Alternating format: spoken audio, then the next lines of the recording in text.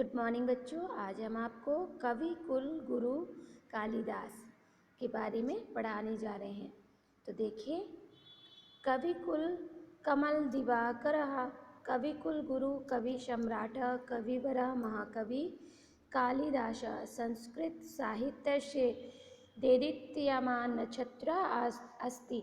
यानी कवि कुल कमल की तरह, दिवाकर की तरह और कवि कुलगुरु के रूप में, कवि सम्राट के रूप में, कविवर के रूप में, महाकवि के रूप में कालिदास संस्कृत साहित्य में एक प्रज्वलित नक्षत्र की भांति विद्यमान है। किंचित विदुषाम उक्त यत् कालिदास अवनित तु निर्विदाम सत्यस्ति। और उनके बारे में, कालिदास जी के बारे में एक विवाद जो है वो सत्य है, किंतु कालिदास पुनः भविष्यति तो असंभव अस्ति सर्वथा में। तो ही अधुना समग्रे विश्वे कोऽपि एतादृशी स्त्रीरेव नास्ति या स्वपुच्छो कालिदास सदृश बाल धारयतु समर्थं वेदेति। वस्तुतः महाकवि कालिदास अति प्रतिभाया आगारा अस्ति। यानी इनके बारे में एक बात सत्य कही गई है कि भविष्य में, पहले ये कालिदास जी जो थे, पहले बच्चों आप सभी जानते हैं कि पहले वो बुद्धिमान नहीं थे, पहले वो बहुत मूर्ख थे। तो उनके बारे में एक कथा सभी ने सुनी होगी। तो आज भी हम इस चैप्टर के बारे में, इनके जीवन की एक कथा के बारे में पढ़ेंगे। तो कालिदास जी जो थे वो क्या थे, वो हम आज इस चैप्टर के जरिए जानेंगे। यद्यपि अस्य महापुरुषस्य जन्मस्थानस्य कालस्य च सम्बन्धे विद्वत्त्वमैक्यं नास्ति, पुनरपि अधिसंख्यानां विदुषां मतानुसारेण अस्य अवतारणस्य भारतवर्षस्य मध्यप्रदेशे उज्जयिन्यानगर्या ईशात् चतुर्थशताब्दीपूर्वम् अभवत्। अयं समाजः विक्रमादित्यसभायां सर्वाधिक सम्मानित रत्न आसीत्। इन महापुरुष के जन्म काल के संबंध में बहुत से विद्वानों का अलग अलग मत है। कुछ लोग तो इनका अवतार कुछ मानते हैं, कुछ दूसरा कुछ।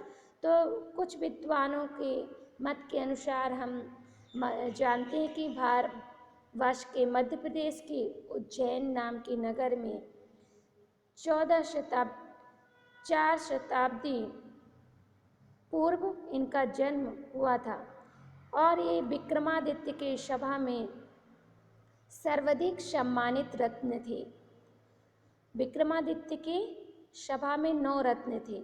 उन 9 रत्नों में ये सबसे अधिक सम्मानित रत्न माने जाते थे। जीवनस्य पूर्वार्ध कालिदास महामूर्खः आसीत्। जीवन में पहले कालिदास महामूर्ख थे। अस्य मूर्खताया अनेका कथा अधुना अपि भारतवर्षे प्रचलिता। और इनकी मूर्खता की एक कथा भारतवर्ष में प्रचलित है। कथा अनुसारेण काशी नरेशस्य एका अति सुंदरी विदुषी च सुपुत्री आसीत्। कथा के अनुसार काशी नरेश की एक बहुत सुंदर पुत्री थी।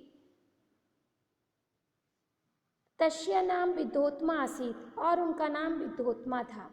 सा एकदा स्वगुरोः वररुचे चपलताया अपमान अकरोत्। एक बार उन्होंने अपने गुरु वररुचि का चपलता से कारण उनका अपमान कर दिया। मतलब वो बहुत अधिक चपल थे, तो उसके कारण उन गुरु जी का अपमान हो गया। तथा कृतेन अपमेन वररुचे हृदय भग्न विदग्धत्व आसीत्। और इसी कारण वररुचि जो थे, उनके हृदय में, जो गुरु वररुचि थे, उनके हृदय में इस अपमान का बहुत अधिक प्रभाव पड़ा। अशु संकल्प कृतवान यत् अहमस्य बालाय विवाह महामूर्खेण सह करिष्यामि। और उन्होंने संकल्प किया कि मैं इस लड़की का विवाह बहुत अधिक जो मूर्ख होगा उससे करा दूंगा। तदेव मम हृदय शांत भविष्यति। तब उनका हृदय शांत होता है। कथयेत यत् महामूर्ख मानव अमिष्यान असोज्जैन वनम प्राप्तवान। और कहते हैं यह महामूर्ख मानव उज्जैन के वन में उन्हें प्राप्त हुआ। तत्र अशो अपश्यत यत् एकः मानवः एकस्य वृक्षस्य शाखा क्षेतुं वृक्षारूढ़। और यह मानव एक वृक्ष की शाखा में चढ़ा हुआ था। अशो तमें शाखा छिन्नति समस्या ऊपरी सा स्थित अस्ति। और शाखा के ऊपर की तरफ वह बैठा हुआ था और नीचे से काट रहा था पेड़ को। यम विलोके वरुचि अति प्रसन्नावत। यह देखकर वरुचि जो है बहुत अधिक प्रसन्न होते हैं। असुतम मूर्खवत हम विवाह राजकन्या शह करिष्यामि। तो उन्होंने निश्चय किया कि मैं इस मूर्ख का विवाह राजकन्या के साथ करा दूंगा। तो एम राजसभा किमपि न वदनीयम। उन्होंने कहा राजसभा में तुम कुछ नहीं बोलना। इति प्रबोध्यशो त्वाश्वसंग राजप्रसाद आनयत राजान चाउवाच वो राजन। और इसके बाद वो अपने साथ कालिदास को लेकर राजमहल पहुंचते हैं और राजन से कहते हैं, हे राजन, भवता आज्ञा मया राजकन्या सुयोग्यतम वरानीता। और मैं आपकी आज्ञा से राजकन्या के लिए सुयोग्य वर को लाया हूँ। ये तो ही विद्योत्मा वरुचि प्रति पूर्व शंकिता आशीत। और इसलिए विद्योत्मा जो थी वरुचि से कहती थी कि अयम गुरुवर मम अनिष्टम कर्तुं शक्नोति। कहीं ये जो गुरु हैं मेरा अनिष्ट तो नहीं कर रहे हैं। प्रतिशोध भावना और यह सोचती है मन में, यथ सावधत हम पूर्व स्ववरेण सह शास्त्रास्य करयामि। तो उन्होंने कहा कि मैं विवाह करने से पहले वर के साथ शास्त्रास्त्र करूंगी, मतलब शास्त्र में चर्चा करूंगी। यदि वरम व्रयजे विवेत तदेव तेन सह विवाहम करिष्यामि। यदि वर विजय होगा तभी मैं इसके साथ विवाह करूंगी। एतच्छ्वा वरुचि अववत, हे राजन। तभी यह सुनकर वरुचि कहते हैं, हे राजन, मया अनीता वरा यद्यपि सर्वशास्त्र विशारद महाज्ञानी चास्ति। यह बहुत अधिक विद्वान, शास्त्र में पारंगत महाज्ञानी है, किंतु संप्रति यह मौन व्रते स्थितम अस्ति। लेकिन इसने तो मौन व्रत धारण किया हुआ है। तदा कथम शास्त्रास्त्र संभवत अस्ति। तो इसलिए शास्त्रास्त्र करना संभव नहीं है। तदा विदुषी विद्योत्मा अववत यत्र कापि समस्या नास्ति। तभी विद्वान विद्योत्मा कहती है कि इसमें कोई समस्या नहीं है। भवता प्रसादीनां संकेतने शास्त्राणार्थ कृत्वा वरक्ष परीक्षा करिष्यामि। तो मैं आसानी से इसे संकेत में शास्त्रास्त्र कर सकूंगी, तभी इस वर की परीक्षा हो सकेगी। यानी उन्होंने कहा कि यदि ये मौन व्रत धारण किए हैं तो क्या हुआ, मैं संकेत से ही इनकी परीक्षा ले लूंगी। वरुचि चिरपि शास्त्रास्त्र में स्वाम समित प्रदत्तवान। और इस प्रकार वरुचि जो है शास्त्रास्त्र करने के लिए अनुमति दे देते हैं। शास्त्रास्त्र प्रारंभ। शास्त्रास्त्र प्रारंभ होता है। विद्योत्मा आगतम एकम वरम अंगुलिकम आदर्शयत। और तब विद्योत्मा ने एक वर को एक उंगली दिखाई। अशो मूर्ख बोधयत में यशमम एकम नेत्रम भग्नम कर्तुमिच्छति। तो वह मूर्ख जो है वो सोचता है कि वो एक आँख से, मतलब एक आँख उसका भंग करने वाली है। अतएव सा द्वि अंगुली दर्शयत। तो उसने दो उंगली उसे दिखा दी। किंवत फिर युक्ति विद्वत्मा वरुचि उक्तवान यत् पुत्री त्वं कथनम अस्ति यत् ईश्वर एक एव तदा आयाम यत् ईश्वर प्रकाश से मिलित्वा एक सृष्टि कुटता।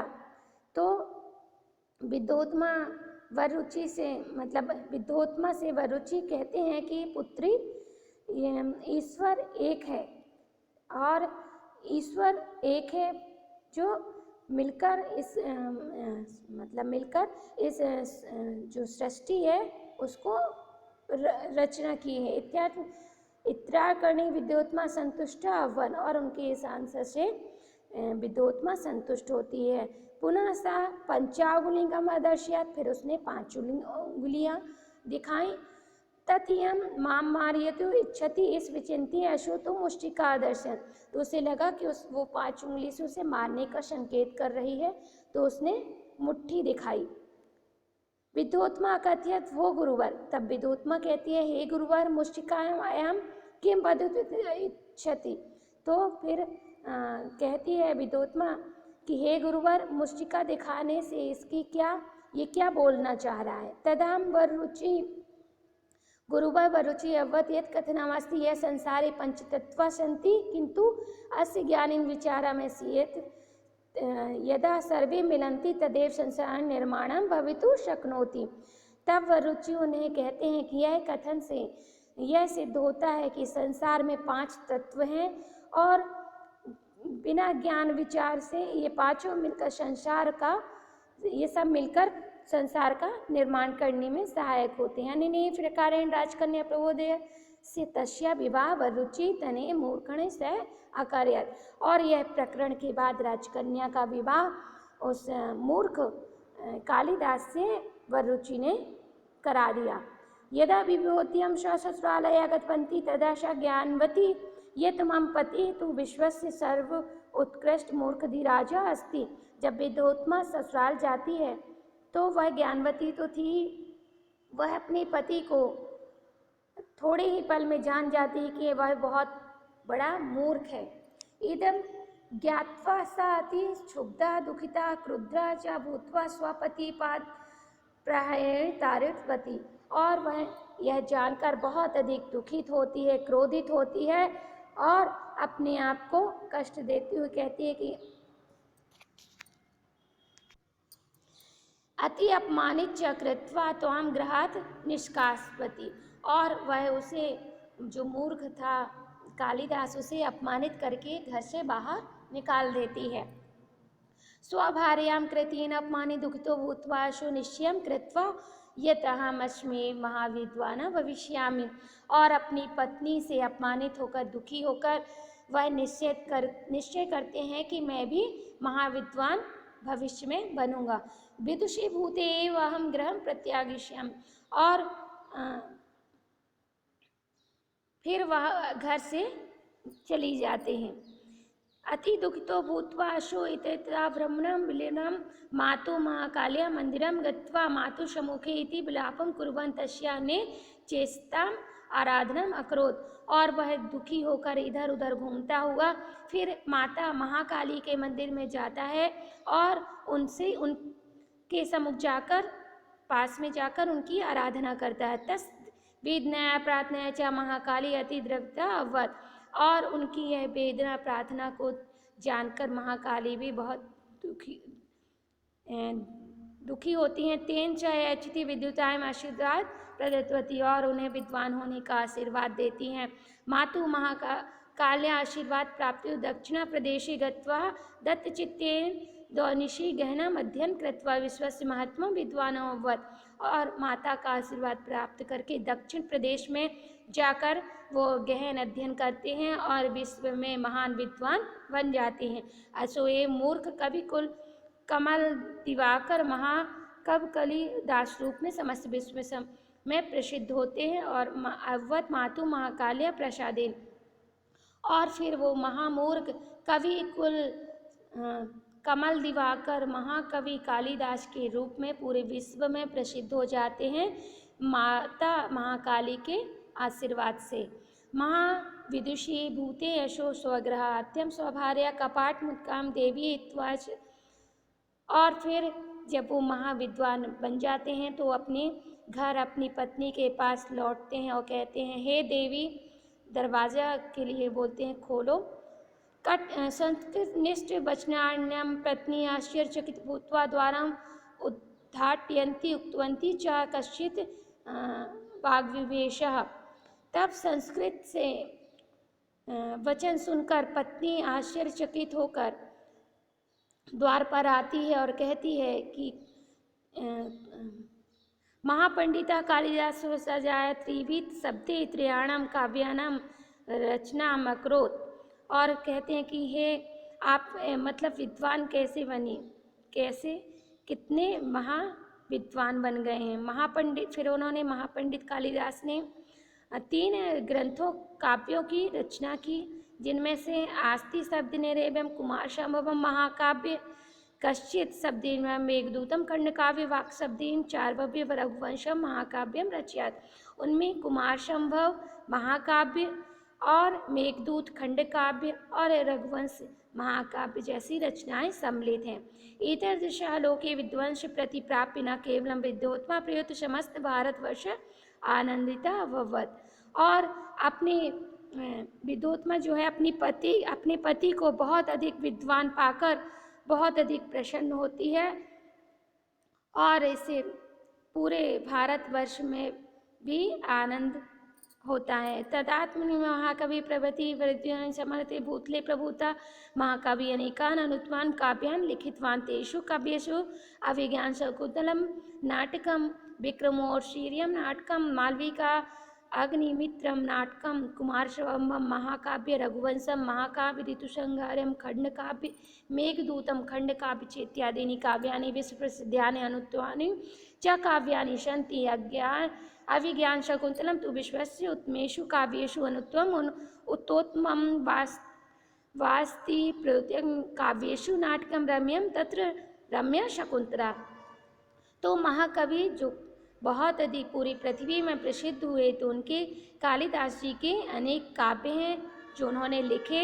इनमें से जैसे अभिज्ञान शकुंतला नाटक है, विक्रमाशौर्य का नाटक है, मालविका अग्निमित्र भी नाटक है, कुमार संभव महाकाव्य है, रघुवंश भी महाकाव्य, ऋतुसंहार खंडकाव्य है और मेघदूत भी खंडकाव्य है इत्यादि। ये काव्य विश्व प्रसिद्ध हुए। उनके जो उन रचना द्वारा ये काव्य विश्व में प्रसिद्ध हुए, जिनमें से अभिज्ञान शकुंतला विश्व में उत्तम काव्य के रूप में माना जाता है। और कहा भी गया है काव्येषु नाटकम रम्यम तत्र राम्या शकुंतलम। यह कहा गया है कि काव्यों में नाटक सुंदर और नाटकों में अभिज्ञान शकुंतला। वस्तुतः महाकवि कालिदास अद्वितीय अनुपम च कविराशीति तादृशं कवि कल्पात् एव अवतारितः भवितुं शक्नोति। सत्यमेव सुदेशः धन्यः अस्ति यात्रावरितः कालिदासः समन्वयः धन्यः अस्ति। कालिदासस्य रचना पठितवान् स पवनः धन्यः अस्ति। यः महाकाव्य श्वासरूपे ग्रहणमकरोत् तेन छत्रः धन्यः सन्ति ये कालिदास दर्शनं कृतवान्।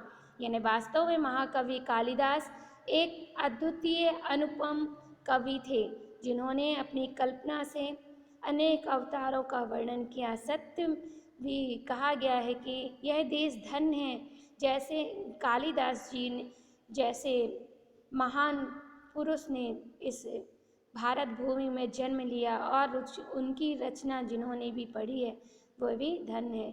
तो महाकवि की इन काव्य रचना को पढ़ें और अपने आप को भी धन्य महसूस करें। और ये नक्षत्र भी धन्य हैं जिनमें कालिदास का दर्शन किया। मतलब जब कालिदास जी का जन्म हुआ, मतलब उनके जैसे महान गुरु को देखकर ये नक्षत्र, धरती, पृथ्वी, भूमि सब कुछ भी धन्य है जिन्होंने इनका दर्शन किया। तो बच्चों, आपको कालिदास जी के बारे में ये चैप्टर समझ आ गया होगा। तो महाकवि कालिदास के बारे में आप 10 लाइन लिखेंगे कि वो कैसे थे, उनका जन्म कहाँ हुआ, उनकी पत्नी कौन थी, वो कहाँ रत्न के रूप में विद्यमान थे। विक्रमादित्य के राज्य में वो 9 रत्नों में प्रमुख रत्न माने जाते थे। तो ये सब आप लिखकर 10 लाइन मुझे सेंड करेंगे हिंदी से। ये आपका होमवर्क है। धन्यवाद।